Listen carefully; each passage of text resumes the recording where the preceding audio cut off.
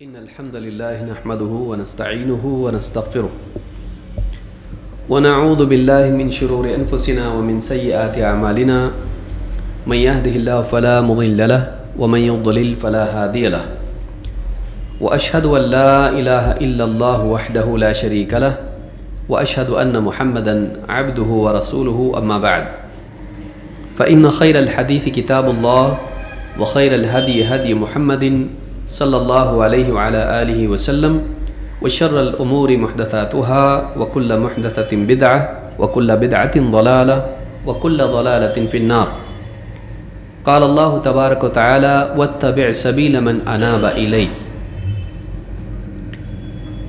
میرے محترم دینی بھائیوں اور قابل احترام اور بہنوں، ایک مسلمان اس بات کا مکلف ہے کہ وہ قرآن و سنت کی اتباع میں سلف کے منہج کی پیروی کرے، وہ قرآن کی آیات کا ایسا مطلب نہ لے جو امت میں کسی نے نہ لیا ہو۔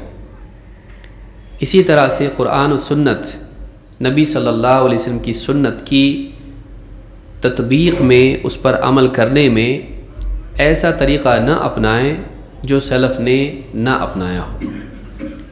انسان کی نجات کے لیے اور صراط مستقیم پر اس کی بقا کے لیے یہ لازمی شرط ہے۔ آدمی صراط مستقیم پر باقی نہیں رہ سکتا ہے جب تک کہ اس چیز کو، اس کا اہتمام نہ کرے، اس کو پورا نہ کرے، اس شرط کو پورا نہ کرے۔ گمراہی تب آتی ہے جب آدمی قرآن سے من مانے معنی اخذ کرتا ہے، یا حدیثیں پڑھتا ہے لیکن اپنی خواہشات کے مطابق اس کے معنی اخذ کر کے رسم و رواج بنا کر اس پر چلنے لگتا ہے۔ کبھی جہالت اس کی وجہ ہوتی ہے اور کبھی دنیاوی فائدہ۔ لہٰذا بہت ضروری ہے کہ ایک طالب علم، ایک عام مسلمان بھی دین پر عمل کرنے میں دیکھے کہ قرآن و سنت پر سلف نے کیسے عمل کیا، اور ان کے فہم کو لیتے ہوئے وہ دین کو سمجھے اور خصوصاً اختلافات میں ان کے راستے کو اپنائیں۔ اس لیے کہ اللہ کے نبی صلی اللہ علیہ وسلم نے آخری دور میں امت کے افتراق، امت کی اختلاف اور فرقہ بندی کا ذکر کیا تو اس وقت میں آپ نے فرمایا وہ لوگ جو نجات پانے والے ہیں، تو آپ نے فرمایا سب کے سب جہنم میں جائیں گے سوائے ایک گروہ کے۔ صحابہ نے پوچھا اللہ کے رسول وہ کون ہوں گے؟ آپ نے فرمایا ما انا علیہ واصحابی، وہ جو اس راستے پر، اس منہج پر، اس پر ہوں جس پر میں اور میرے صحابہ ہیں۔ معلوم ہوا کہ نبی صلی اللہ علیہ وسلم اور آپ کے صحابہ کے راستے کو اپنانا ہی نجات کا ذریعہ ہے۔ لہٰذا اس راستے کو چھوڑنے سے سارا فساد اور بگاڑ آتا ہے۔ تو وہ کیا چیزیں ہیں جو نبی صلی اللہ علیہ وسلم اور صحابہ کے راستے سے ہٹ کے ہیں؟ برائی کو جاننا ضروری ہے تاکہ آدمی اس سے بچے۔ اگر گڑھا معلوم نہ ہو تو آدمی بہت ممکن ہے لا علمی کی وجہ سے گڑھے میں گر جائے۔ لہٰذا ایک انسان کو جہاں یہ معلوم ہونا چاہیے کہ راستہ کون سا صحیح ہے، یہ بھی معلوم ہونا چاہیے کہ اس راستے سے نکلنے والے غلط راستے کون سے ہیں، اور کہاں کہاں ایسے گڑھے ہیں کہ آدمی لا علمی میں اگر گر جائے تو اس کا نقصان ہو سکتا ہے۔ تو انہی میں سے ایک چیز ہے جو آج ہم جس پر گفتگو کریں گے، مسئلہ نمبر 35، نصیحت سے سکوت۔ شیخ محمد ابن عمر بازمول حفظہ اللہ کہتے ہیں لیس من منہج السلف السکوت عن النصیحۃ للہ ولرسولہ ولکتابہ ولأئمۃ المسلمین وعامتہم۔ اللہ، اس کے رسول، اس کی کتاب، مسلمانوں کے ائمہ اور عام مسلمانوں کے لیے خیر خواہی یا نصیحت سے سکوت اختیار کر لینا سلف کا منہج نہیں۔ اس بات کو سمجھنے کے لیے پہلے ہم کو دیکھنا پڑے گا کہ نصیحت کا معنی کیا ہوتا ہے، لیکن اس سے بھی پہلے ہم دیکھیں گے کہ یہ اصول آیا کہاں سے، کہ ایک انسان کو 5 چیزیں جہاں شیخ نے ذکر کی ہیں، ان 5 معاملات میں انسان کو نصیحت کا راستہ اپنانا چاہیے۔ نصیحت کے معنی خیر خواہی کے ہوتے ہیں، بھلا چاہنا، خلوص دل سے بھلا چاہنا۔ تو یہاں پر اللہ کا ذکر ہے، اللہ کی کتاب کا ذکر ہے، اللہ کے رسول صلی اللہ علیہ وسلم کا ذکر ہے، مسلمانوں کے امام، مسلمانوں کے امیر، حاکم کا ذکر ہے، اور پھر عام مسلمانوں کا ذکر ہے۔ ان کے لیے خیر خواہی، ان کے لیے نصح، نصیحت۔ پہلے تو ہم دیکھیں گے کہ اس کی دلیل کیا ہے، اس کے بعد اس کے معنی بھی ہم دیکھیں گے۔ اللہ کے نبی صلی اللہ علیہ وسلم کے صحابی تمیم الداری رضی اللہ تعالیٰ عنہ سے روایت ہے، فرماتے ہیں ان النبی صلی اللہ علیہ وسلم قال الدین النصیحہ، اللہ کے نبی صلی اللہ علیہ وسلم نے ارشاد فرمایا دین نصیحت ہے، دین نصیحت ہے۔ قلنا لمن، کہتے ہم نے پوچھا کس کے لیے؟ قال للہ ولکتابہ ولرسولہ ولأئمة المسلمین وعامتہم۔ امام مسلم نے کتاب الایمان میں اس کو ذکر کیا، حدیث نمبر 55۔ آپ نے فرمایا نصیحت، خیر خواہی، بھلا چاہنا، خلوص دل سے اچھا چاہنا، کس کے لیے؟ اللہ کے لیے، اس کی کتاب کے لیے، اس کے رسول کے لیے، عام مسلمانوں کے ائمہ کے لیے، اماموں کے لیے۔ امام ہمارے یہاں خاص طور سے 4 اماموں کے لیے لفظ استعمال ہوتا ہے، حدیث میں اس کے لیے نہیں ہے۔ حدیث میں مسلمانوں کے امام، حاکم کے لیے خاص طور سے، اور ضمناً اولو الامر جو آتے ہیں ان کے لیے بھی آتا ہے، لیکن اصلاً یہ مسلمانوں کے حاکم کے لیے ہے۔ لِأَئِمَّتِهِمْ وَعَامَّتِهِمْ، اور عام مسلمانوں کے لیے۔ خیر خواہی کا نام دین ہے۔ تو دین میں ایک مرکزی حیثیت ہے اس چیز کو کہ ایک مسلمان کے دل میں خیر خواہی ہو، وہ بھلا چاہے۔ اس کے کیا معنی ہے؟ اس تعلق سے ابن الاثیر اپنی کتاب النہایہ فی غریب الحدیث والاثر میں کہتے ہیں، یہ کتاب ہے جس میں حدیث میں جو مشکل الفاظ آتے ہیں اس کی تفصیل وہ بتاتے ہیں کہ اس کا معنی کیا ہے۔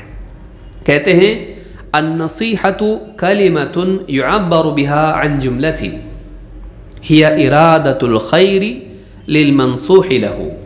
کہتے ہیں کہ نصیحت بس ایک لفظ ہے، لیکن اس میں بہت ساری چیزیں آتی ہیں، کئی چیزیں اس میں شامل ہیں۔ ہی ارادۃ الخیر للمنصوح له، یہ کسی کے لیے خیر کا ارادہ کرنا ہے۔ کسی کے لیے کیا کرنا؟ جس کی نصیحت کی جا رہی، جس کی خیر خواہی کی جا رہی ہے، اس کے لیے بھلائی کا ارادہ کرنا۔ منصوح کے لیے ارادۃ الخیر۔ کہتے ہیں وہ اصل النصح فی اللغۃ الخلوص، عربی زبان میں نصح کا جو لفظ آتا ہے، نصیحت جس پر سے بنا ہے، کہتی اس کی اصل جڑ کیا ہے عربی زبان کے اعتبار سے؟ لغت میں خلوص، خالص ہونا کسی چیز کے لیے، خلوص، اس میں ملاوٹ نہیں ہونا۔ کہتے وہ معنی نصیحت اللہ صحت الاعتقاد فی وحدانیتہ و اخلاص النیت فی عبادتہ۔ بھئی اللہ کا بھلا کوئی چاہ سکتا؟ ہم اللہ کا فائدہ کر رہے ہیں، ہم لوگ اللہ کو ہماری ضرورت ہے؟ نہیں۔ اللہ کے لیے خیر خواہی کا مطلب کیا ہے؟ کہ ایک انسان اپنے اعتقاد کو صحیح کریں توحید کے اعتبار سے، صحت الاعتقاد فی وحدانیتہ، اللہ کی وحدانیت میں اپنے عقیدے کو صحیح کر لے، خالص کر لے اپنے عقیدے کو، اس میں شرک کی ملاوٹ نہ ہو، اللہ کا مقام کسی اور کے لیے نہ ہو، ربوبیت میں رب ماننے میں، الوہیت میں الہ اور معبود ماننے میں، اور اللہ کے اسماء و صفات کے باب میں اللہ جیسا کسی کو نہیں مانے۔ اللہ کی توحید میں اپنے عقیدے کو صاف، شفاف اور خالص کرنا۔ پھر کہتے ہیں وہ اخلاص النیت فی عبادتہ، کہ اللہ کی عبادت میں اپنی نیت کو بھی خالص کر لینا۔ ٹھیک ہے بھئی، عقیدہ تو صحیح ہو گیا، شرک نہیں کرتا، بتوں کی عبادت نہیں کرتا ہے، قبروں پہ نہیں جا کے سجدے کرتا، لیکن عبادات کرتا ہے، اعمال کرتا ہے دکھاوے کے لیے، لوگوں کی تعریف کے لیے، یہ بھی شرک ہے، اگرچہ اس سے اسلام سے باہر نہیں جاتا ہے، لیکن یہ بہت بڑا گناہ ہے، یہ عقیدے کی کھوٹ ہے۔ تو کہا کہ کیا وإخلاص النیت فی عبادتہ، عبادات میں اللہ کے لیے اپنی نیت کو خالص کرنا، یعنی صرف اور صرف اللہ کی رضا اور اس کے اجر کے لیے عمل کرنا، یہ ہوا اللہ کے لیے نصیحت، توحید کا اہتمام اور اخلاص کا اہتمام۔ پھر کہتے ہیں ومعنی والنصیحۃ لکتاب اللہ هو التصدیق به والعمل بما فیہ، کہتے ہیں اللہ کی کتاب کے لیے نصیحت کا مطلب کیا ہے؟ دو چیزیں بتاتے ہیں، کیا؟ هو التصدیق به، اللہ کی کتاب کی تصدیق کرنا، اس کو سچا ماننا، ہاں یہ اللہ کی کتاب ہے، یہ اللہ کی طرف سے نازل ہونے والی کتاب ہے، یہ حق ہے، اس میں جو بھی خبر ہے وہ سچی ہے، اس میں جھوٹ کی آمیزش نہیں، اس میں اللہ کے سوا کسی اور کے کلام کی آمیزش نہیں، یہ خالص اللہ کی طرف سے آئی ہوئی وحی ہے، اللہ کا کلام ہے۔ تو اللہ تعالیٰ کی کتاب کی تصدیق کرنا، یہ بات ماننا کہ یہ اللہ کی طرف سے منزل شدہ کتاب ہے، نازل شدہ کتاب ہے۔ والعمل بما فیہ، اور قرآن میں جو بھی ہے اس کے مطابق عمل کرنا، چاہے وہ عمل قلب سے ہو، زبان سے ہو یا بدن سے ہو، اس کی خبروں کو تسلیم کرنا، قبول کرنا، اس میں جو جو صفات آئی ہیں ان کے مطابق جینا، ان میں جن اقوال کی تعلیم ہے ان اقوال کا اہتمام کرنا، ذکر ہے، دعوت ہے، اور اس طرح سے اذان اور نہ جانے کتنے اعمال، اور پھر جو بدنی اعمال ہیں ان کا بھی اہتمام کرنا، نماز ہے، اسی طرح سے روزہ ہے، یا اور بھی اعمال ہیں، حج ہے، اور بھی جہاد ہے، اور جتنی ساری چیزیں ہیں۔ تو جو بھی عمل ہے، قرآن جس عمل کا تقاضا کرتا ہے اس تقاضے کے مطابق عمل کرنا۔ تو قرآن اللہ کی کتاب ہے، اس کی تصدیق کرنا، اس کے حق ہونے کی اور اس کے تقاضوں پر عمل کرنا، یہ اللہ کی کتاب نصیحت یا خیر خواہی یا ارادت الخیر ہے۔ پھر وَنَصِيحَةُ رَسُولِهِ التصدیق بنبوتہ ورسالتہ، محمد صلی اللہ علیہ وسلم کے تعلق سے یعنی رسول کے لیے خیر خواہی کیا ہے؟ کہتے ہیں کہ اللہ کے نبی صلی اللہ علیہ وسلم کی نبوت اور آپ کی رسالت کی تصدیق کرنا، کہ آپ اللہ کے نبی بھی ہیں، کہ اللہ نے آپ کو اپنی طرف سے وحی عطا کی، آپ پر نازل کی، اور آپ کو اس کے اخبار کا حکم دیا، اس کو پہنچانے کا حکم دیا، اور آپ نے لوگوں تک وہ حق پہنچایا۔ تو آپ نبی بھی ہیں وحی پانے کے اعتبار سے، اور آپ رسول بھی ہیں وحی پہنچانے کے اعتبار سے۔ اور اس بات کی تصدیق کرنا وَالْإِنْقِيَادُ لِمَا أَمَرَ بِهِ وَنَهَى عَنْهُ، اور جس چیز کا اللہ کے نبی صلی اللہ علیہ وسلم نے حکم دیا اور جس سے منع کیا، اس کے لیے انقیاد کرنا، اپنی مرضی سے، خوشی سے، رضا سے اس کی تابع داری کرنا۔ انقیاد اس کو کہتے ہیں کہ آدمی اپنی مرضی سے تابع دار ہو، یعنی کہ زبردستی کر رہا ہے لیکن دل میں نہیں ہے، جسے منافقین کرتے تھے۔ فرما برداری ظاہراً کی زندگی میں تھی، باطناً نہیں تھی۔ وَإِذَا قَامُوا إِلَى الصَّلَاةِ قَامُوا كُسَالَىٰ، جب نماز کے لیے اٹھتے ہیں تو کیسے؟ بالکل کسمساتے ہوئے، بوجھل بن کر، نہیں چاہتے ہوئے، اس کو بوجھ سمجھتے ہوئے، کیونکہ نہیں پڑھیں گے تو لوگوں میں آ جائے گا کہ ہم نمازی نہیں ہیں، مسلمان نہیں ہیں، منافق ہیں۔ یراؤن الناس، بس دکھانا چاہتے ہیں لوگوں کہ ہم بھی پڑھتے ہیں، مسلمانوں کی فہرست میں آ جائیں۔ یہ انقیاد نہیں ہے۔ انقیاد یہ ہے کہ انسان اندر سے اس چیز کو تسلیم کرتے ہوئے اپنی رضا سے اور اس چیز کو حق مانتے ہوئے اس کے مطابق عمل کرے، یہ انقیاد ہے۔ تو کہا کہ وَالْإِنْقِيَادُ لِمَا أَمَرَ بِهِ وَنَهَى عَنْهُ، دو ہی طرح کی چیزیں دین میں، کچھ کرنا ہے، کچھ نہیں کرنا ہے۔ کسی چیز کا کرنا وہ دین ہے، کسی چیز سے بچنا وہ دین ہے۔ تو ایک انسان وہ کرے جس کا اللہ کے رسول صلی اللہ علیہ وسلم نے حکم دیا، چاہے وہ حکم وجوب کے اعتبار سے ہو یا ترغیب کے اعتبار سے ہو، اور ان چیزوں سے بچے جن سے منع کیا، چاہے وہ منع کرنا تحریم کے اعتبار سے کہ حرام ہے اس کو کرنا مت کرو، یا پھر ترغیب کے اعتبار سے ہو کہ نہ کرو تو اچھا۔ تو مسلمان کی زندگی میں امر و نہی کے اعتبار سے تابع داری ہو تصدیق کے ساتھ، صرف تصدیق کافی نہیں، ہم مانتے رسول بس جئیں گے جیسا چاہیں، نہیں، رسول کے لیے خیر خواہی یا رسول کے لیے نصیحت کا مطلب یہ ہے کہ تصدیق بھی ہو اور تعمیل بھی ہو، دونوں چیزیں ہونا چاہیے۔ اسی طرح سے کہتے ہیں وَنَصِيحَةُ الْأَئِمَّةِ أَن يُطِيعَهُمْ فِي الْحَقِّ وَلَا يَرَى الْخُرُوجَ عَلَيْهِمْ إِذَا جَارُوا۔ بہت جامع الفاظ میں انہوں نے یہ ساری باتیں کہی ہیں۔ حدیث کا جو ہے بہت مختصر یہ تشریح ہے، سمجھ لیجئے، ورنہ اس پہ علماء نے بہت تفصیل سے سمجھایا ہے، لیکن یہاں پہ ابن الاثیر نے جو عبارت اختیار کی ہے بہت جامع ہے، جو ساری چیزوں کو سمیٹ لیتی ہے۔ کہتے ہیں کہ وَنَصِيحَةُ الْأَئِمَّةِ أَن يُطِيعَهُمْ فِي الْحَقِّ، مسلمانوں کے اماموں کے لیے، حاکموں کے لیے، جو مسلمانوں کے حکام ہوتے ہیں، چاہے وہ امیر المؤمنین ہو، گورنر ہو، یا جو بھی ہو، جو اولو الامر میں سے جس کی فرما برداری کا اللہ نے بھی حکم دیا ہے، یا ایھا الذین آمنوا اطیعوا اللہ واطیعوا الرسول واولی الامر منکم۔ ان کے لیے اطیعوا مستقلا نہیں، کیونکہ وہ مستقلا حجت نہیں ہے، دلیل نہیں ہے، وہ تابع ہیں اللہ اور اس کے رسول کے، مشروط ہے ان کی اطاعت اس اعتبار سے کہ وہ کتاب و سنت سے متصادم نہ ہو اور دین میں بدعت نہ ہو۔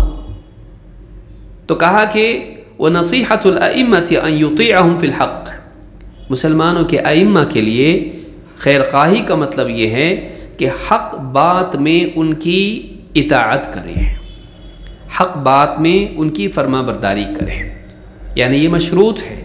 اللہ اور اس کے رسول کی فرما برداری کے لیے شرط نہیں اللہ کی وہ بات مانے جو حق ہے، رسول کی وہ بات مانے جو حق ہے۔ اللہ اور اس کا رسول حق ہی تو بتاتے ہیں، وہاں باطل کا معاملہ نہیں ہے۔ لیکن ایک امام ہے، اس کی بات میں، مسلمانوں کا حاکم ہے، اس کی بات میں باطل کا بھی امکان ہے اور خطا کا بھی امکان ہے۔ وہ جانتے بوجھتے غلط حکم دے سکتا ہے اور اس کی تحقیق غلط بھی ہو سکتی ہے، تو وہ اجتہاد میں خطا بھی کر سکتا ہے۔ تو کہا کہ اس کی فرما برداری کرنا ہے، کس میں؟ ان یطیعہم فی الحق، اس کی فرما برداری کی جائے حق باتوں میں، صحیح باتوں میں، غلط میں نہیں، کتاب و سنت کے برخلاف اس کی فرما برداری نہیں۔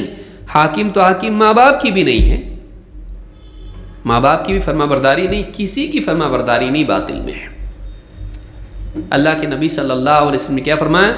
انما الطاعۃ فی المعروف، فرما برداری تو انہی کاموں میں ہے جو بھلائی والے ہیں، جن میں برائی نہ ہو، جو غلط نہ ہو۔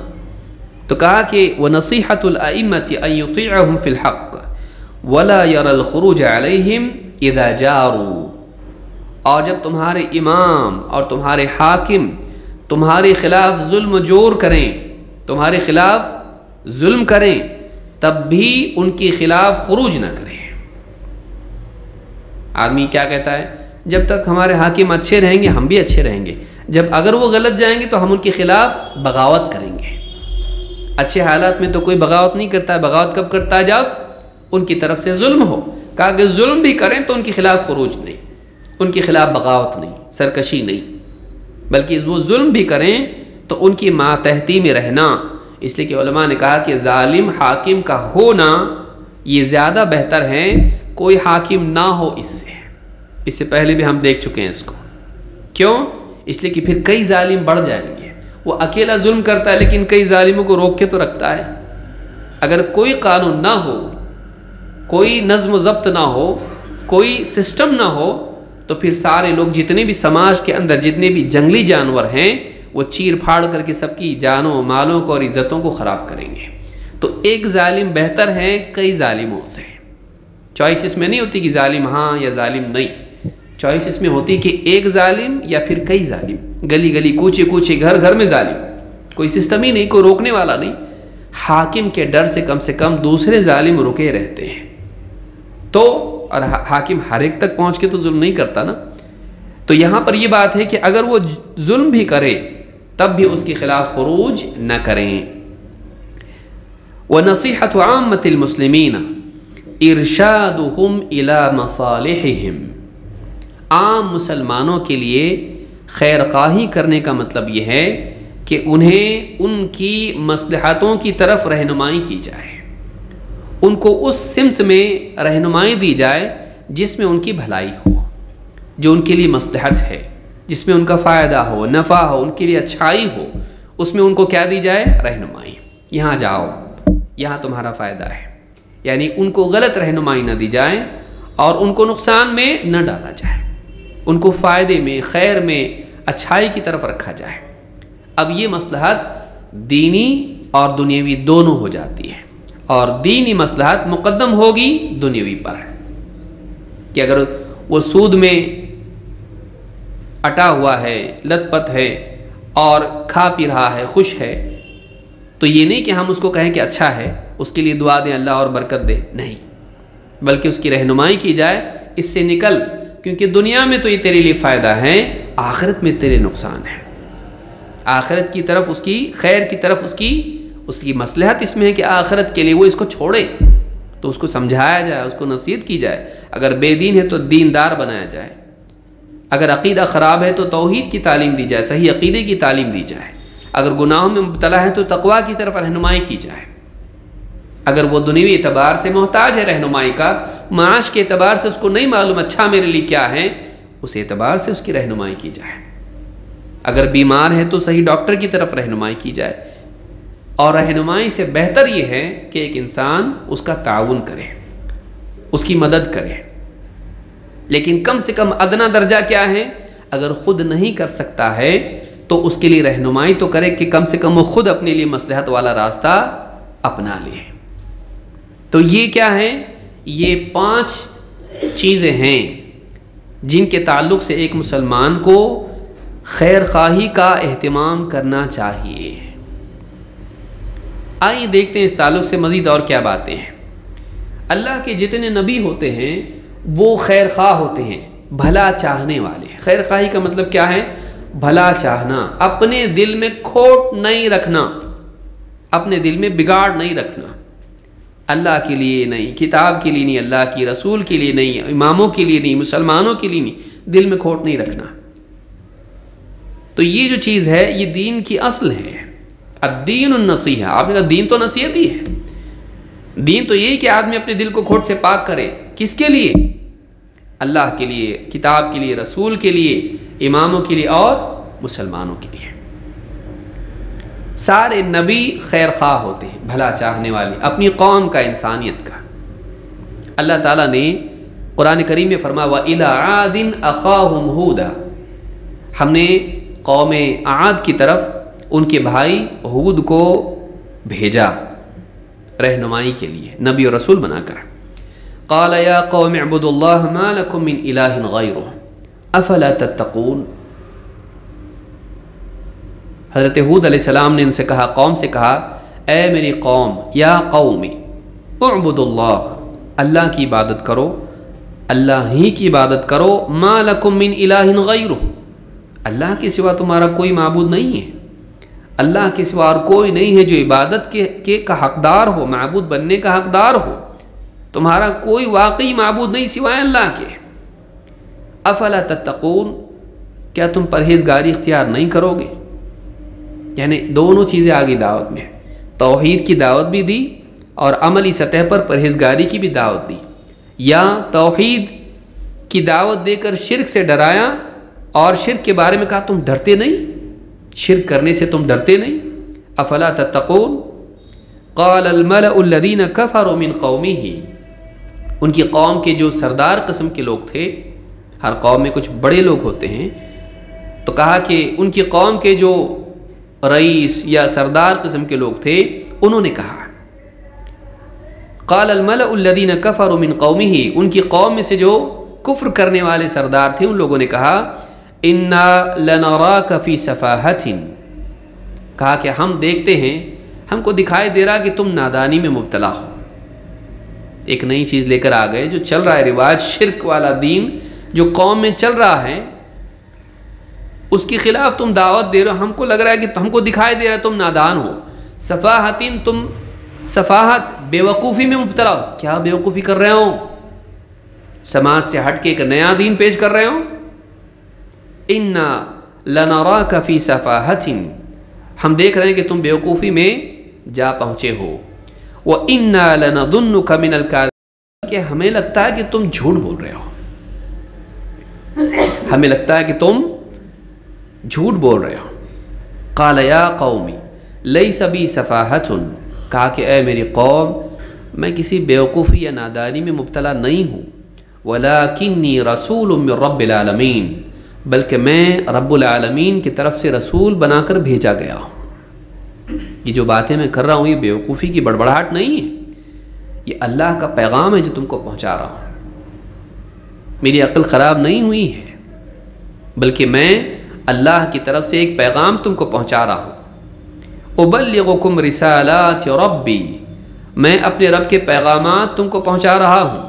وَأَنَا لَكُمْ نَاصِحٌ امین، اور میں تمہارے لیے خیر خواہ اور امانت دار ہوں۔ میں تمہارا بھلا چاہنے والا ہوں اور امانت دار ہوں۔ یہ دو بنیادی صفات ہیں جو ہر داعی میں ہونا چاہیے اور تمام انبیاء میں ہوتی ہیں۔ وَأَنَا لَكُمْ نَاصِحٌ امین، میں تمہارا خیر خواہ اور امانت دار ہوں۔ ایک کی نسبت ہے مخلوق سے اور دوسرے کی نسبت ہے خالق سے۔ داعی دو چیزوں کے درمیان ہوتا ہے، بڑی مشکل میں ہوتا ہے۔ ایک اس کو بھلا چاہنا ہوتا ہے لوگوں کا، پھر وہ پتھر ماریں، جھٹلائیں، تکلیف دیں، سازشیں کریں، سرکش ہو جائیں، تہمتیں لگائیں، نہ جانے کیا کیا کریں، لیکن وہ مجبور ہوتا ہے کہ ان کا بھلا چاہے۔ وہ ڈٹا رہتا ہے اپنے اس کام پر اور لوگوں کو بھلائی کا راستہ بتاتا رہتا ہے، صبر کے ساتھ ان کی رہنمائی صحیح چیز کی طرف کرتا ہے، ان کے لیے بد دعائیں نہیں کرتا، ان کے لیے دعا کرتا ہے، ان پر غصہ ہونے کی بجائے ان کو رہنمائی دیتا ہے، برداشت کرتا ہے، جاہل سے جاہل کے ساتھ بھی ادب اور برداشت کے ساتھ ان کو دعوت دیتا ہے۔ وَأَنَا لَكُمْ نَاصِحٌ، تمہارا بھلا چاہنے والا ہوں میں۔ داعی کے لیے بنیادی وصف یہ ہے کہ وہ خیر خواہ ہو، وہ بھلا چاہنے والوں لوگ کیوں دعوت دے رہا؟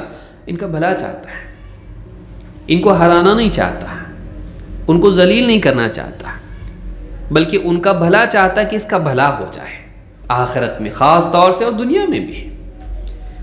وَأَنَا لَكُمْ نَاصِحٌ، دوسری صفت کیا ہے؟ امین، امانت دار ہوں۔ میرے پاس اللہ کی طرف سے ایک امانت آئی ہے، اگر تم سے ڈر کے یا تمہارا دل نہ توڑوں میں اور ایک نئی دعوت پیش کر رہا ہوں اور بگاڑ پہ بولوں نہیں سماج کے میں، تو اس امانت کے باب میں خیانت کرنے والا ہوں گا۔ اب اللہ کی طرف سے تو مجھ کو امانت دی گئی کہ پہنچاؤ، اب وہ امانت میرے پاس ہے، میں خاموش نہیں بیٹھ سکتا، میں مجبور ہوں، مجھے پہنچانا پڑے گا اس کو۔ یہ اللہ کی طرف سے سونپی گئی امانت ہے، مجھے یہ امانت پہنچانی ہی پڑے گی۔ تو ایک تو وہ مخلوق کی طرف سے اس کا ایک تعلق ہوتا ہے کہ اس کے دل میں تکلیف ہوتی ہے لوگوں کو گمراہی میں دیکھ کر، اس کو برا لگتا ہے، وہ بھلا چاہتا ہے لوگوں کا، برا نہیں چاہتا، وہ نہیں چاہتا یہ جہنم میں جائیں، وہ نہیں چاہتا ہے کہ یہ گمراہی میں جئیں، وہ نہیں چاہتا ہے کہ اللہ کا عذاب ان پر آئے دنیا میں یا آخرت میں، وہ نہیں چاہتا ان کا برا ہو، وہ چاہتا ہے کہ ان کا اچھا ہو، بھلا ہو۔ تو مخلوق کے لیے ترحم، مخلوق کے لیے خیر خواہی، یہ ایک وصف ہے داعی میں ہونا چاہیے۔ کیوں دعوت دے رہا؟ ہابی ہے میری؟ نہ، میں چاہتا ہوں کہ لوگ خیر پر جئیں، خیر پر مریں، میرا انٹرسٹ ہے نہیں، یہ تو ایک ذمہ داری ہے، یہ ایک دکھ کا نتیجہ ہے جو دیکھ کر لوگوں کو داعی کے دل میں پیدا ہوتا ہے کہ میں نہیں چاہتا کہ لوگ جہنم میں جائیں، لہٰذا میں اپنا کام کاج چھوڑ کے لوگوں کے پاس جا کے لوگوں کو دین کی دعوت دوں گا۔ یہ جو جذبہ ہے یہ خیر خواہی کا نتیجہ ہوتا ہے۔ دوسرا کہ میرے پاس ایسا علم ہے جو ان کے پاس نہیں ہے، مجھے توحید معلوم ہے ان کو نہیں معلوم، مجھے سنت معلوم ان کو نہیں معلوم، مجھے شرک کے بارے میں معلوم ان کو نہیں معلوم، مجھے سنت معلوم، بدعت معلوم ان کو نہیں معلوم، مجھے حلال و حرام کی معرفت ہے ان کے پاس نہیں ہے۔ اگر میں ایسے ہی خاموش رہا اور یہ گمراہی میں جیتے رہے، شرک پر، بدعت پر، حرام میں، گناہوں میں، معصیت میں، اللہ تعالیٰ مجھ کو پکڑے گا۔ کیوں؟ اس لیے کہ میرے پاس امانت ہی میں نے نہیں پہنچائی۔ وہ اللہ کی طرف سے ڈرتا رہتا ہے۔ تو مخلوق کے تعلق سے ترحم، رحمت والا معاملہ، اور اللہ کے تعلق سے ڈر والا معاملہ، بیچ میں وہ پھنسا ہوا ہوتا ہے، اس کو کرنا ہی کرنا ہے کام، چھوڑ نہیں سکتا، نہ لالچ سے چھوڑ سکتا، نہ پھر دھمکی سے چھوڑ سکتا، کسی بھی اعتبار سے نہیں چھوڑ سکتا، اس کو کرنا ہی کرنا ہوتا ہے۔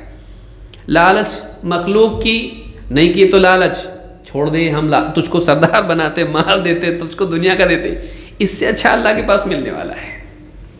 دھمکی، دیکھ اگر تو نے دعوت دی تو ہم ہاتھ پاؤں توڑ دیں گے، علاقے سے نکال دیں گے، تم سے ڈر کے چھوڑوں گا، اللہ تعالیٰ اس سے زیادہ، اس کا ڈر اس سے زیادہ ہے، تمہاری تکلیف سے بڑی اللہ کی طرف سے آئے گی تکلیف، نہیں چھوڑ سکتا میں اس کام کو، نہیں چھوڑ سکتا۔ وَأَنَا لَكُمْ نَاصِحٌ أَمِينٌ، میں تمہارا خیر خواہ ہوں، میرے بارے میں بدگمانی مت کرو۔ قوم کیا کہہ رہی؟ ہم کو لگ رہا تمہاری عقل خراب ہو گئی، پاگل پاگل باتیں کر رہے ہیں، بلکہ ہم کو لگ رہا تم جھوٹ بول رہے ہیں، یا تو تم پاگل ہو یا تو تم جھوٹے ہو۔ قوم ہمیشہ کنفیوز رہتی، خود اور دائی کو کنفیوز بتاتی، انبیاء کو کنفیوز بتاتی ہے۔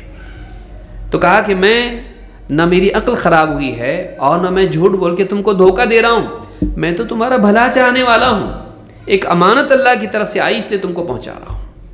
وَأَنَا لَكُمْ نَاصِحٌ أَمِينٌ، معلوم یہ ہوا کہ نصح یہ نبوت کے اوصاف میں سے ہے، نصیحت، خیر خواہی یہ انبیاء کے اوصاف میں سے ہے، یہ بہت بڑی بھلائی ہے جو ایک بندے میں اگر آ جائیں تو دنیا اور آخرت کی کامیابی اس کو نصیب ہوتی ہے، ساری اخلاقی گراوٹیں ختم ہو جاتی ہیں اگر انسان کے دل میں خیر خواہی آ جائے، کینہ، کپٹ، یہ وہ سب نکل جاتا ہے، کہ انسان دوسروں کا بھلا چاہنے والا ہو، میں اس کا اچھا کیسے کر سکتا ہوں، یہ اگر مینٹالٹی ہو جائے ایک مسلمان کی تو بتائیے دنیا کی کتنے سارے مسائل ختم ہو جائیں گے۔ بھائی میں لوگوں کا اچھا کیسے کر سکتا ہوں، میرا بھائی، میرا باپ، ماں، دوست، بیوی، بچے، پڑوسی، رشتہ دار اور عام انسان، ان کا میں جس سے بھی میں ملوں، جس سے بھی میرا ربط و ضبط ہو، اس کا میں اچھا کیسے کروں، قول سے، عمل سے، کچھ نہیں تو نہیں، تنہائی میں دعا سے یا اپنے دل سے اس کے لیے بھلائی چاہ کر، حسن ظن سے میں کیسے اس کے لیے اچھا کر سکتا ہوں۔ خیر خواہی، اس کا بھلا چاہنا، اخلاق کے کمال اور اونچائی کی اصل ہے یہ، اسی سے سارے اچھے اوصاف جنم لیتے ہیں، ساری خیر اس سے نکلتی ہے۔ جب خیر خواہ انسان ہو جاتا ہے تو نفع بخش بن جاتا ہے، یاد رکھیے اس کو، جب انسان قلب کی سطح پر خیر خواہ ہو جاتا ہے تو وہ قول و عمل کی سطح پر نفع بخش بن جاتا ہے، وہ سب کو فائدہ پہنچانے والا بنتا ہے۔ تو یہ جو چیز ہے یہ بہت اونچی چیز ہے۔ تو سلف کا طریقہ، انبیاء کا طریقہ ہے یہ، صرف ہمارے اسلاف کا نہیں جو امت کے اسلاف ہوں، بلکہ سارے نبیوں کا طریقہ، وہ خیر خواہ ہوتے ہیں لوگوں کے، ان کے بھی خیر خواہ ہوتے ہیں جو ان کے بدخواہ ہوتے ہیں۔ قوم ان کو ستاتی ہے، پھر بھی پتھر کھاتے ہیں، خون پونچھتے ہیں اور اللہ سے ان کی ہدایت کی دعا کرتے ہیں۔ اس سے زیادہ خیر خواہی کیا ہوگی کہ جو آپ کا برا چاہ رہا ہے اس کا اچھا چاہیں، اس سے زیادہ خیر خواہ انسان کیا کر سکتا ہے۔ انبیاء اس اعلیٰ اخلاق کے اس اونچے مقام پر ہوتے ہیں کہ جو اپنے دشمن کی بھی خیر خواہ ہوتے ہیں۔ تو یہ سورۃ الاعراف میں آپ اس کی تفسیر پڑھیں تو اور بھی باتیں اس میں ملیں گی آپ کو انشاءاللہ۔ سورۃ الاعراف آیت نمبر 65 سے 68 تک آپ پڑھتے چلے جائیں۔ اب آئیے آگے بڑھتے ہیں کہ اللہ کے لیے، کتاب کے لیے، رسول کے لیے، ائمہ کے لیے، مسلمانوں کے لیے خیر خواہی۔ بہت زیادہ تفصیل میں نہیں جاتے ہوئے ایک ایک حصہ ہم اس کا، ایک ایک مثال اس کی ہم دیکھتے چلے جائیں گے۔ اللہ کے لیے خیر خواہی، اپنی ذات کی نفی کر کے بھی اللہ کی توحید کا قیام، اس سے بڑھ کے آدمی کیا کر سکتا ہے۔ اللہ کے رسول صلی اللہ علیہ وسلم کے زمانے میں، اور بہت ساری مثالیں اس کی دی جا سکتی، وقت بہت ہو جائے گا اس کے لیے۔ ابن عباس رضی اللہ تعالیٰ عنہ سے روایت ہے، فرماتے ہیں ان رجلا قال للنبی صلی اللہ علیہ وسلم ما شاء اللہ وشئت، ایک آدمی نے اللہ کے رسول صلی اللہ علیہ وسلم سے کہا کہ جو اللہ چاہیں اور آپ چاہیں، جو اللہ چاہیں اور آپ چاہیں وہ ہوگا۔ فقال له النبی صلی اللہ علیہ وسلم اجعلتنی واللہ عدلا، کیا تو نے مجھ کو اور اللہ کو برابر کر دیا؟ کیا تو نے مجھے اللہ کے برابر بنا دیا؟ بل ما شاء اللہ وحدہ، بلکہ یوں کہہ کہ اکیلا اللہ جو چاہے گا وہی ہوگا۔ امام احمد نے اس کو روایت کیا، اسی طرح سے ابن ماجہ، بیہقی، طبرانی اور امام البخاری نے الادب المفرد میں بھی اس کو روایت کیا ہے، اور اس کی سند حسن درجے کی ہے۔ صحیحہ میں 139 پر شیخ الالبانی نے اس کو کہا کہ سند اس کی حسن ہے۔ اللہ کے رسول صلی اللہ علیہ وسلم، اس میں دونوں باتیں ہیں، اللہ کے رسول صلی اللہ علیہ وسلم کے پاس آدمی آیا، کوئی کام تھا، کہا جو اللہ چاہے آپ چاہے وہی ہوگا۔ آپ نے کہا تو مجھ کو اللہ کے برابر کر دیا، کیا کہہ رہا ہے تو نے مجھے اللہ کے برابر کر دیا۔ کائنات میں مشیت اگر چلتی ہے تو صرف اور صرف اللہ کی چلتی ہے، ہوتا وہی ہے جو اللہ چاہے۔ آپ نے اپنی بھی نفی کی، میں بھی نہیں، صرف اللہ۔ تو یہ اعلیٰ مقام ہے کہ جس میں انسان اپنی نفی کر کے اللہ کی توحید کا لوگوں کے سامنے بیان کرے۔ اپنی نفی کرنا بہت مشکل ہوتا ہے، میں نے کیا، کتنا آسان، کتنا اچھا لگتا بولنے کے لیے، لیکن اللہ کے رسول صلی اللہ علیہ وسلم کیا کر رہے ہیں؟ نہیں، وہی ہوتا ہے جو اللہ چاہتا ہے، میں بھی نہیں۔ اس درجے کی توحید ہو انسان کی کہ وہ اپنی بھی نفی کر سکے، ڈٹ کے کرے، جبکہ لوگ اس کی نفی نہیں کر رہے ہوں، پھر بھی وہ اپنی نفی کرے۔ لوگ اس کے لیے اس بات کر رہے ہیں اور وہ یہ نفی کرنے والا ہو، نہیں میں نہیں، لوگ نہیں آپ میں نہیں بابا، میں اللہ ہی۔ اس درجے میں وہ توحید پر اس کا کمال ہو کہ وہ اپنی نفی کر رہا ہو صراحت کے ساتھ اور بغیر کسی جھجک کے۔ اچھا آپ لوگ بول رہے کیا ٹھیک ہے میں بھی ایسا کر سکتے ہیں؟ نہیں، میں نہیں، صرف اللہ جو چاہتا وہی ہوتا ہے۔ یہ رسول صلی اللہ علیہ وسلم، ایسا نبی اللہ نے ہم کو دیا، ایسے رسول کہ جو لوگوں کی خوشامد، لوگوں کی تعریف، لوگوں کے غلو کو برداشت نہیں کرتے تھے۔ آپ نے کہا نہیں میں نہیں، اللہ جو چاہے گا، مجھ کو اللہ کے برابر کرتا ہے، اللہ کے بندے کیا کر رہا ہے؟ اجعلتنی واللہ عدلا، بل ما شاء اللہ وحدہ، بلکہ بس وہی ہوگا جو اللہ، اکیلا اللہ چاہے، وحدہ، اکیلا اللہ جو چاہے گا وہی ہوگا۔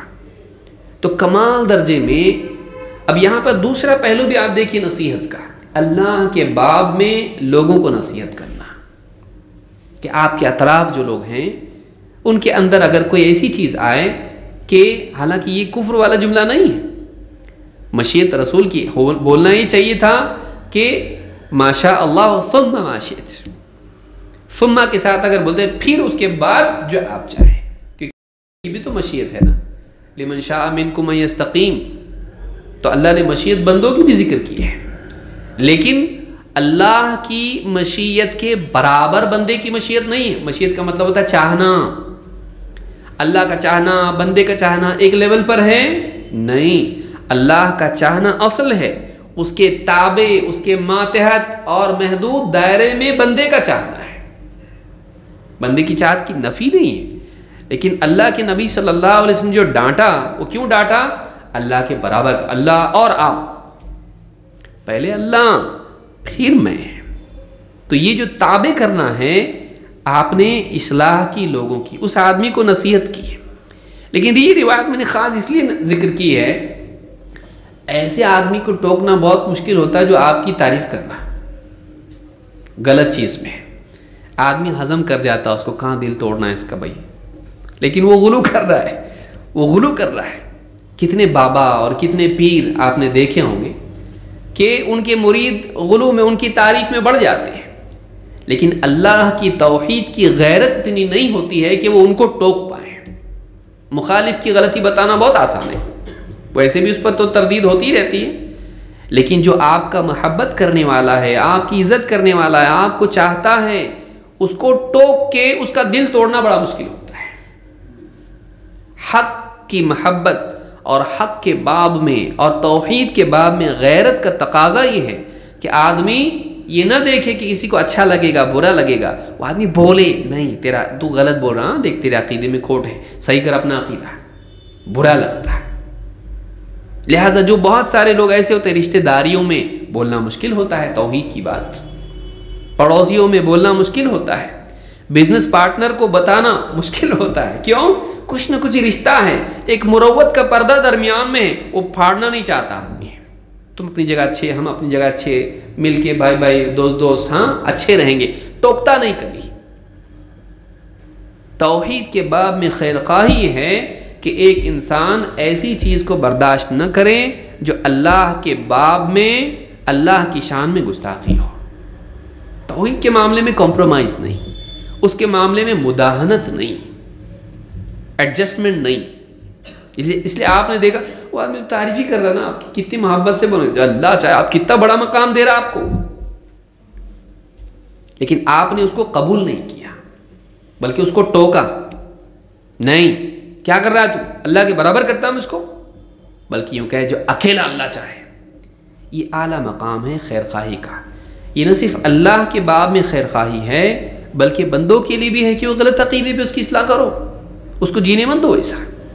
تو یہ بہت جامع روایت ہے جس میں ایک بہت بڑا اصول ہم کو ملتا ہے۔ نمبر 2، اللہ کی کتاب کے لیے نصیحت۔ اللہ کی کتاب کے لیے نصیحت کہ ایک انسان قرآن پر جو اعتراضات ہیں آدمی اس کا جواب دے۔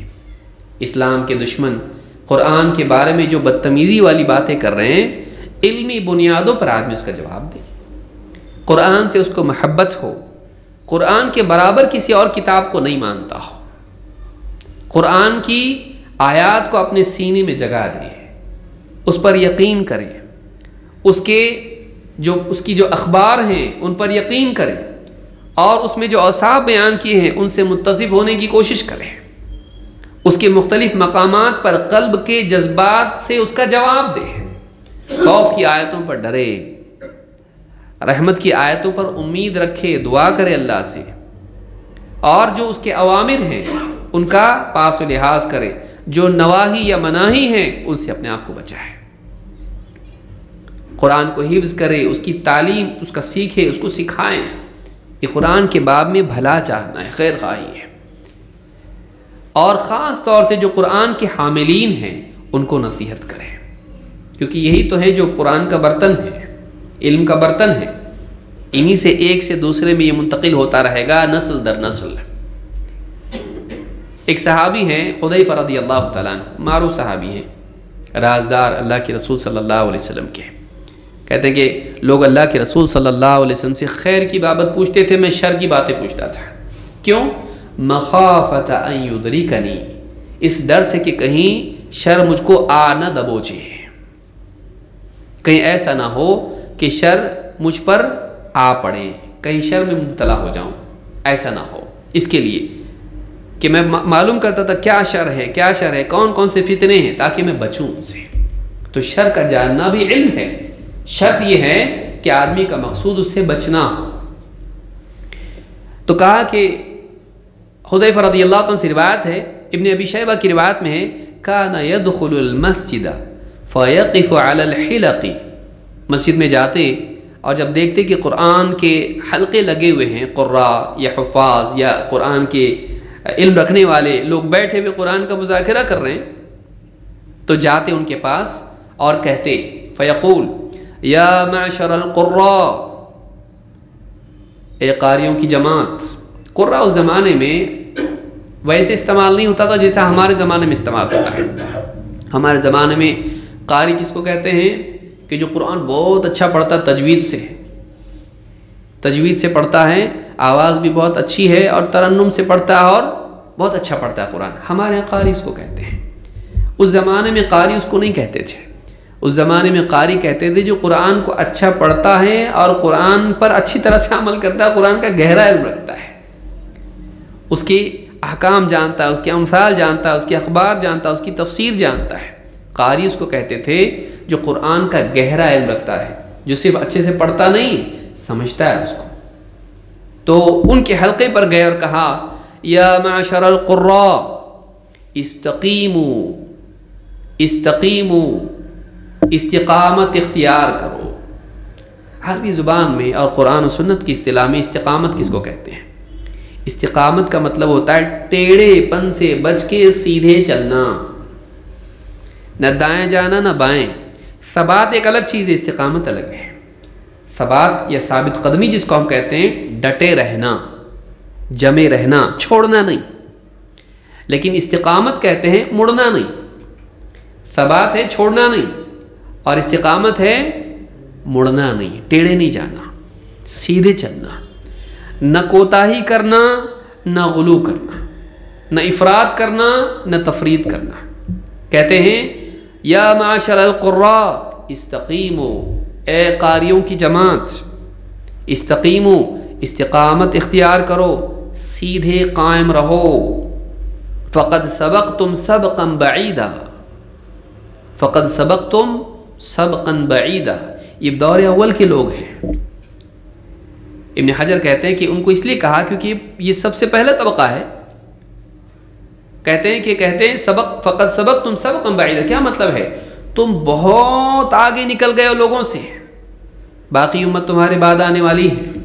تم کو اللہ تعالیٰ نے اسلام میں سبقت کا درجہ دیا، اسلام کو پہلے قبول کرنے والے تم ہو، علم پہلے تمہارے پاس آیا، اس علم کا نفاذ پہلے تمہارے معاشرے میں ہوا، اس علم کا صحیح فہم تم کو پہلے ملا ہے، اور اس کے بعد میں پہنچانے والے تم ہو، سب کو ملے گا، تم سے جا کے ملے گا سب کو، تو وہ سارا ثواب کس کے نام عمل میں آئے گا؟ تمہارے۔ تو تم لوگوں سے بہت آگے ہو، فقد سبقتم سبقا بعیدا۔ ابن حجر نے یہی معنی ذکر کیا ہے کہ تم کو اللہ تعالیٰ نے لوگوں پر بہت سبقت دی ہے، اور اتنے آگے ہو تم کے بہت دور آگے ہو لوگوں سے، پیچھے والے تمہارے سے بہت پیچھے ہیں، یہ اللہ نے تم کو شرف بخشا ہے۔ فقد سبقتم سبقا بعیدا فإن أخذتم يمينا وشمالا، لیکن استقامت اختیار کرو، لیکن اگر تم دائیں بائیں مڑے، جو استقامت کا کیا ہے؟ بالکل اپوزٹ۔ استقامت کے برخلاف کیا ہے؟ سیدھے جانے کی بجائے کہاں جانا؟ یا تو دائیں جانا یا تو بائیں۔ سیدھا راستہ چھوڑ کے دائیں جانا بھی غلط ہے۔ آدمی یہ نہ کہے دائیں اچھا ہوتا ہے نا، وہ اصحاب الیمین میں سے نہیں آئے گا، وہ صراط مستقیم چھوڑنے والوں میں سے آئے گا۔ کہا کہ فَإِنْ أَخَذْتُمْ يَمِينًا وَشِمَالًا، اور اگر تم نے دایاں یا بائیں راستہ اپنایا، تم دائیں بائیں گئے، لَقَدْ ضَلَلْتُمْ ضَلَالًا بَعِيدًا، تو یاد رکھو تم گمراہی میں بھی دور کی گمراہی میں جا پڑو گے۔ قرآن کے باب میں خیر خواہی یہ ہے کہ ایک انسان قرآن کے بتائے ہوئے راستے پر استقامت کے ساتھ قائم رہے، دائیں بائیں نہیں مڑے، نہ وہ غلو کرے نہ وہ تقصیر کرے، نہ کوتاہی کرے نہ وہ حدیں پار کرے۔ ایسا بھی قرآن کو نہ پڑھے کہ جو گانوں کی طرح ہو، اور یہ بھی نہ ہو کہ پڑھے ہی نہیں، یا تو آدمی پڑھتا ہی نہیں قرآن، یہ اس کے حق میں کوتاہی ہے، اور پڑھے تو ایسا پڑھے جیسا گانا گانے والے ہیں، غزل گا رہا کوئی۔ آج کل انٹرنیٹ پہ چل رہا ہے نا، ایک سے ایک سنگر آئے ہوئے ہیں، اللہ ہم سب کی حفاظت فرمائے۔ قرآن کو ایسا پڑھنا کہ قرآن سننے والا آدمی اس پڑھنے کو اس کو محسوس ہو کہ یہ اللہ سے ڈر کے پڑھ رہا، ادب کا دامن چھوڑ کے قرآن نہ پڑھا جائے، اللہ کی خشیت کی چادر سے باہر نکل کے قرآن نہ پڑھا جائے، ادب اور تعظیم۔ یہ گانا نہیں ہے، نعوذ باللہ، یہ شعر نہیں ہے، بلکہ یہ اللہ کا کلام ہے، تعظیم کے ساتھ آدمی پڑھے، تعظیم کے ساتھ پڑھے۔ تو کہا کہ اگر تم دائیں بائیں مڑے، قرأت میں ہو یا پھر تفسیر میں ہو،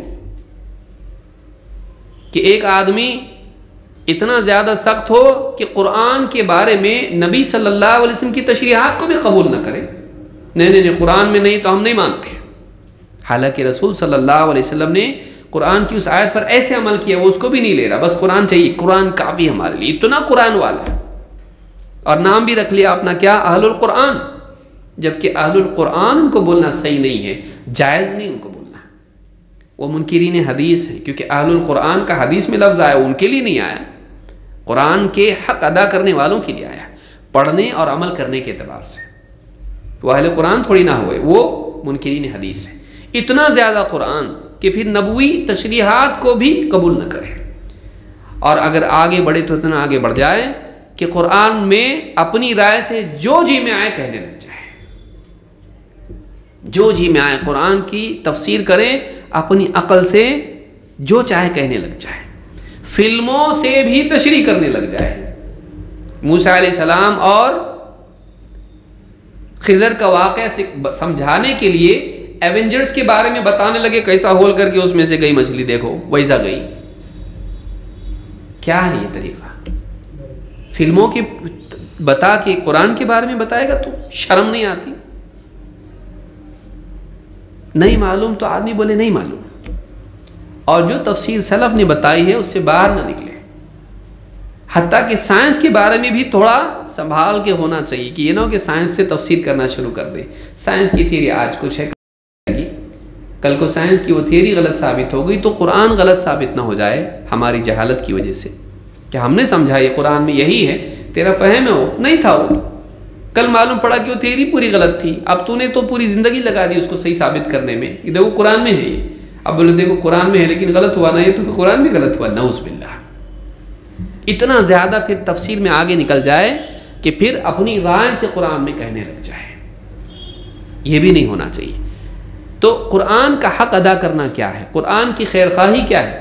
صحیح ڈھنگ سے پڑھے، صحیح ڈھنگ سے سمجھے، صحیح ڈھنگ سے سمجھائے اور صحیح ڈھنگ سے اس پر عمل کرے. تو یہ بھی یاد رکھنے کی چیز ہے. نمبر 3، رسول کے لیے خیر خواہی ہے. اس کے بہت سارے پہلو ہیں. رسول صلی اللہ علیہ وسلم سے محبت کرنا، آپ پر ایمان لانا، آپ سے محبت کرنا، آپ کی تعظیم کرنا، آپ کی ذات اور آپ کی بات دونوں کا احترام کرنا، آپ کی سنت کے مطابق جینا، آپ کا حکم پورا کرنا، منع کی ہوئی چیزوں سے بچنا، آپ کا نام آئے تو آپ پر صلاۃ درود پڑھنا، آپ کے صحابہ کا احترام کرنا، آپ کے اہل بیت کا احترام کرنا، آپ کی حدیثوں کو سننا، ادب سے یاد کرنے کی کوشش کرنا اور دوسروں تک پہنچانے کا عزم کرنا. اور بھی بہت ساری چیزیں آ سکتی ہیں، لیکن ان میں ایک نمایاں حصہ جو پہلے طبقے کو اللہ نے اس کی توفیق دی وہ ہے حدیث میں ملاوٹ سے حدیث کو بچانا. یہ بہت اہم چیز ہے. حفاظت دین اشاعت دین پر مقدم ہے. کیوں؟ اس لیے کہ اگر حفاظت نہیں ہوئی اگلی نسلوں تک غلط جائے گا. لیکن آپ نے حفاظت کی، زیادہ میں نہیں پھیلا، تھوڑوں میں پھیلا لیکن صحیح پھیلا، تو اگلی نسل میں صحیح جائے گا کہ غلط جائے گا؟ وہ صحیح گیا، وہ پھیلائیں گے. اللہ کے نبی صلی اللہ علیہ وسلم نے کتوں کو سکھایا؟ جو صحابہ آپ کے پاس تھے. چین، جاپان، برما، بنگلہ دیش، انڈونیشیا، ملیشیا، پاکستان، جکارتا، افریقہ، امریکہ، یورپ، آسٹریلیا گئے اللہ کے رسول صلی اللہ علیہ وسلم.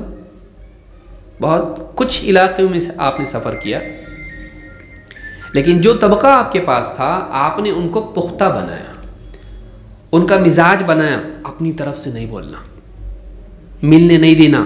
یہاں تک کہ اتنا اہتمام کیا اللہ کے نبی صلی اللہ علیہ وسلم نے دور اول میں کہ آپ قرآن کے ساتھ حدیث لکھنے سے بھی منع کرتے تھے کہ مصحف میں قرآن لکھا جاتا تھا. اب صحابہ جو نبی سے سن رہے ہیں، اب یہ بات قرآن کی، یہ بات حدیث کی، شروع میں ان کے لیے بہت مشکل تھا. دونوں میں فرق کیسا کریں؟ یہ بھی رسول کی بات، یہ بھی رسول کی بات، بولنے والا ایک ہی. آج تو ہم کو مصحف میں قرآن مل جاتا ہے لیکن حدیث کی کتابوں میں حدیث ملتا ہے، ہمارے لیے آسان ہے. صحابہ بیٹھے ہوئے اللہ کے رسول صلی اللہ علیہ وسلم قرآن بھی پڑھ رہے ہیں اور سمجھا رہے بھی، فرق کیسے کریں گے؟ شروع دور میں اللہ کے نبی صلی اللہ علیہ وسلم نے دونوں کو ایک ساتھ لکھنے سے منع کر دیا تھا. پھر آپ نے لکھنے کی اجازت دی، بلکہ حکم دیا کہ لکھو. اس ذات کی قسم جس کے ہاتھ میں میری جان ہے، اس زبان سے، اس منہ سے وہی نکلتا ہے جو حق ہے. تو لکھنے کا حکم دیا، امر ہے اس میں، اور آپ نے لکھوائے خطوط وغیرہ. تو آپ نے کیا. بعد کے دور میں پھر لوگوں نے اپنی، صحابہ کے دور میں تو نہیں تھا، صحابہ جب کوئی حدیث بتاتے تھے ڈر جاتے تھے. عبداللہ بن مسعود رضی اللہ عنہ کی زبان سے ایک مرتبہ نکل گیا اللہ کے رسول صلی اللہ علیہ وسلم نے یوں فرمایا. پھر ان کو احساس ہوا کہ میں کیا بول گیا، گھبرا گئے ایک دم، آنکھیں ایک دم ایسی پھٹ گئیں اور بالکل یعنی حال، چہرے کا حال بدل گیا، اور کہا کہ اس سے کم کہا تھا یا اس سے زیادہ اس کے آس پاس کہا تھا یا اس طرح سے یا کچھ اور کہا تھا. گھبرا گئے ایک دم کہ کہیں نسبت میری بات کہ اللہ کے رسول صلی اللہ علیہ وسلم کی طرف نہ ہو جائے اور کہیں ایسا نہ ہو کہ جو آپ نے نہیں کہا میں نے کہہ دیا ہو. اتنا ڈرتے تھے وہ. لیکن بعد کے دور میں ایسے لوگ آئے جنہوں نے اللہ کے رسول صلی اللہ علیہ وسلم پر جھوٹ بولنا شروع کر دیا. اس وقت میں محدثین کا ایک طبقہ اٹھا جس نے حدیث کے لیے، سنت کے لیے خیر خواہی کا حق ادا کیا، کیونکہ اگلی نسلوں کے لیے تباہی آنے والی تھی اگر وہ کام نہیں کرتے. صحابہ نے سنا، محفوظ پہنچایا، لیکن بعد کے دور میں ملاوٹ ہونے لگی حدیث میں. اس وقت میں محدثین نے پھر کہا کہ جو معتبر ہوگا پہنچائے گا اس کی حدیث لیں گے، کیونکہ اللہ تعالیٰ نے اصل قاعدہ قرآن میں بتا دیا تھا، یا ایھا الذین آمنوا ان جاءکم فاسق بنبأ فتبینوا ان تصیبوا قوما بجہالۃ فتصبحوا علی ما فعلتم نادمین۔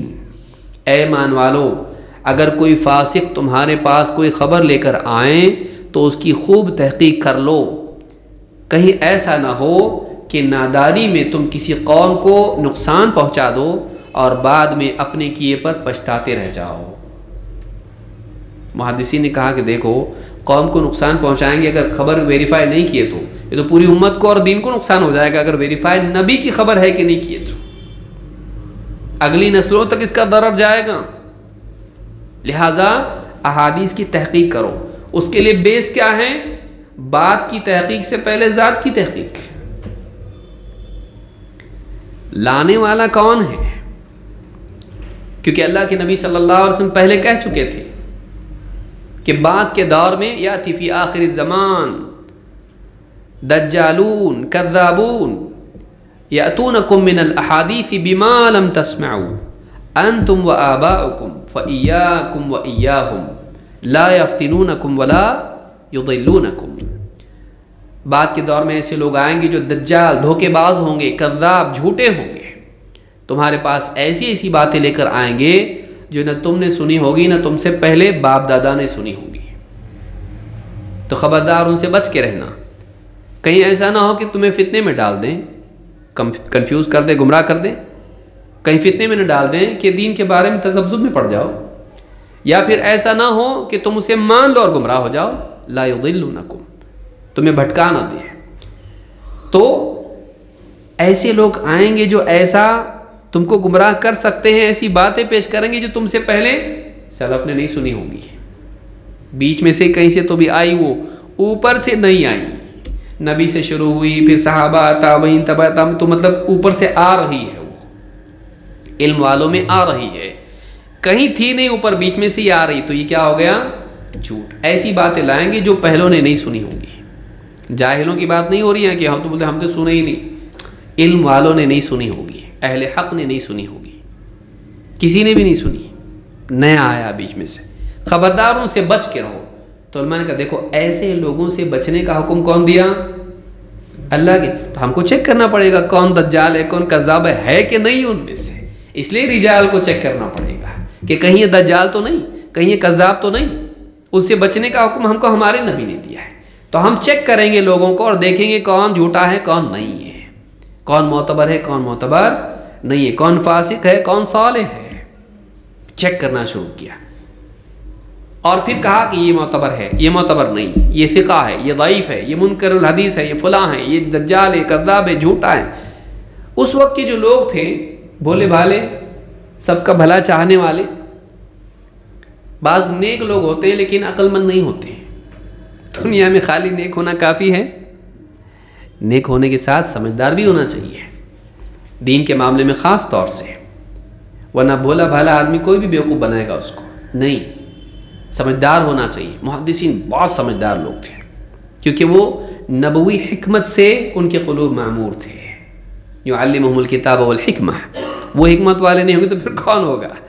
تو عبداللہ ابن امام احمد کے بیٹے عبداللہ کہتے ہیں جاء ابو تراب النخشبی الی ابی، میرے والد صاحب کے پاس ابو تراب النخشبی ایک صاحب آئے، فجعل ابی یقول فلان ضعیف فلان ثقہ، والد صاحب کہنے لگے امام احمد فلاں راوی ضعیف، ضعیف مطلب کمزور، قابل اعتماد نہیں، آتھینٹک نہیں، ریلائبل نہیں، فلان ثقہ، ہاں وہ ثقہ ہے، تو کسی کے بارے میں ضعیف کسی کے بارے میں ثقہ، یہ معتبر نہیں۔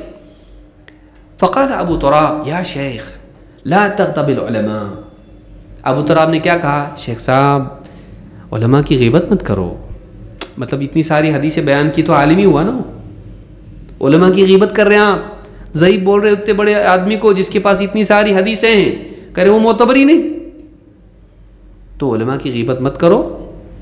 فالتفت ابی الیہ، امام احمد اس شخص کی طرف متوجہ ہوئے اور کہا، فقال له ویحک हादा नसीहा लैस हादा गीबा, कब बुरा हो तेरा, ये नसीहत है, ये गीबत नहीं है, ये भला चाहना है, ये गीबत नहीं है, ये दीन का भला चाहना है, ये सुन्नत का भला चाहना है, ये लोगों का भला चाहना है।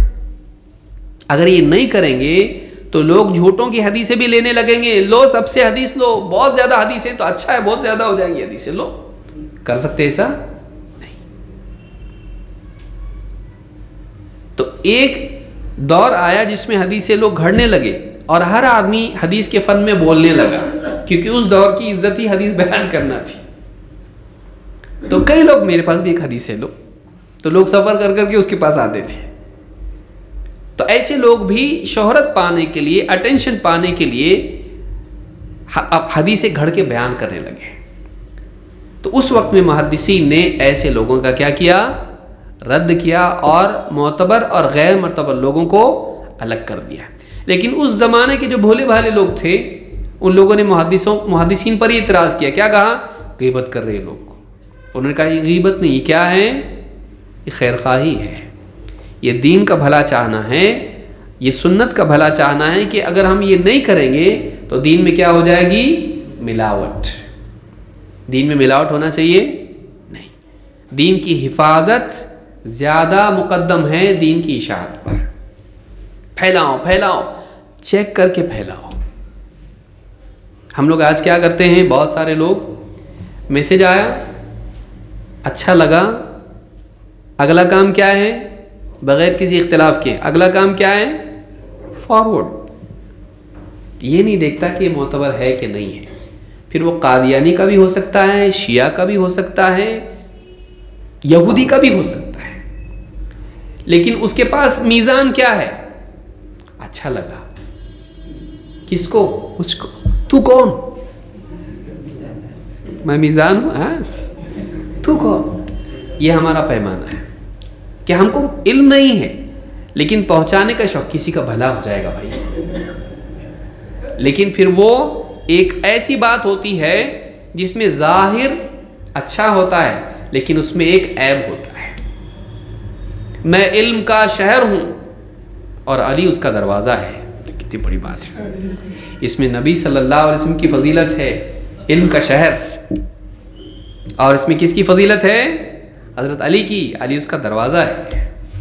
देखो फजीलत है, एक साथ नबी की फजीलत और सहाबी की फजीलत एक ही हदीस में आ गई, पहुँचा इसको खूब। और अबू बकर क्या है, उमर क्या है, तो मतलब दरवाज़ा ये है, बाकी कोई दरवाज़ा नहीं है। तो अब तुमको इल्म लेना है तो खाली अली के रास्ते से आना पड़ेगा, मौला अली। तो उसमें एक प्रॉब्लम है कि बकिया सहाबा की तनकीस है, उसमें सनद का तो बहस ही नहीं कर रहा हूँ मैं यहाँ पे, सिर्फ माना के एतबार से बता रहा हूँ, वरना सनद पे तो उलमा ने गुफ्तगू की ही है उसके ऊपर, सनद के एतबार से भी मोतबर नहीं हो। लेकिन माना भी देखो आप, किसी को अच्छा लगेगा वो माना, लेकिन क्या वाकई अच्छा है वो, उसके अंदर यानी इस बात की, यानी उस बात की तस्बीत है कि इल्म लेना हो तो अली के रास्ते से ही लेना और कहीं से लेना नहीं। ये सारा मसला है। तो इस तरह की और कई हदीसें होती हैं जिसमें एक कम इल्म आदमी को दिखाई देता है इसमें गलत क्या है, लेकिन गहरे इल्म रखने वाला आदमी बताता है इसमें एक फितना है। इंशाल्लाह जब ख़वारिज का जिक्र निकलेगा, इंशाल्लाह इसके बाद की जो सीरीज़ हमारी होगी वो ख़वारिज के ताल्लुक़ से होगी। एक पहला जो फ़िरक़ा इस्लाम का है ख़वारिज, उनके बारे में हज़रत अली ने कहा था ये बोल रहे हैं हक़ बात, लेकिन इनका मकसद बातिल है। कलिमतु हक़्क़िन उरीद बिहल बातिल, ये हक़ बात है लेकिन इनका मकसूद इससे बातिल है। तो बाज़ औक़ात लोग घड़ते हैं ऐसी बात जिसमें भोले भाले लोगों को अच्छाई दिखाई देती है, लेकिन वो रहता गलत, वो सिर्फ जानने वाले ही जानते हैं और उसको पकड़ते हैं और उस पर तनकीद करते हैं।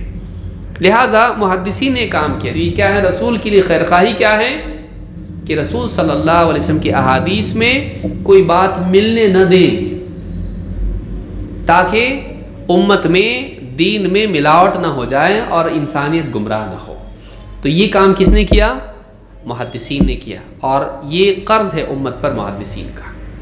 बहुत बड़ा काम उन्होंने किया जो सारी उम्मत उससे फ़ायदा उठाती रहे, तो आज भी उठा रही है। और मुहद्दिसीन हमेशा रहेंगे اور یہ کام کرتے رہیں گے، لوگوں کو آنے والے فتنوں سے اور گمراہیوں سے بچاتے رہیں گے، دین میں ملاوٹ جو بھی کریں گے پکڑیں گے ان کو۔ تو یہ اہل علم کا طبقہ ہمیشہ رہے گا۔ تو یہ میں سمجھتا ہوں آج ہم رک جاتے ہیں اس پر، اور مزید باتیں جو ہے آگے ہم ائمہ کے لیے اور عوام کے لیے خیر خواہی، تو اس بارے میں ہم تو محدثین نے دیکھیے سکوت نہیں کیا۔ لوگ برا مانیں گے، کہا کو کسی کا دل توڑنے کا، اس پہ تنقید اس پہ تنقید کریں گے، لوگ دشمن بن جائیں گے، خاموش رہے وہ نہیں۔ لوگوں نے ان کو غیبت کرنے والا قرار دیا، پھر بھی چپ نہیں بیٹھے، انہوں نے حق بات حدیث کے لیے، سنت کے لیے، رسول کے لیے خیر خواہی کی بنیاد پر لوگوں کی تنقید کا نشانہ بننا پسند کیا، لیکن امانت داری والا کام چھوڑے نہیں۔ تو یہ جو چیز تھی محدثین کی خصوصیت اور خوبی تھی، جس کا اہتمام انہوں نے اپنی زندگی میں کیا۔ انشاءاللہ مزید باتیں ہم اگلے درس میں دیکھیں گے۔ اللہ رب العالمین ہم سب کو خیر خواہ بنائیں، اور جو قرآن و سنت پہ جو باتیں بیان ہوئی ہیں اور ہوتی ہیں، اللہ رب العالمین اس کا اہتمام کرنے کی ہم سب کو توفیق عطا فرمائیں۔ اقول ھذا واستغفر اللہ لی ولکم۔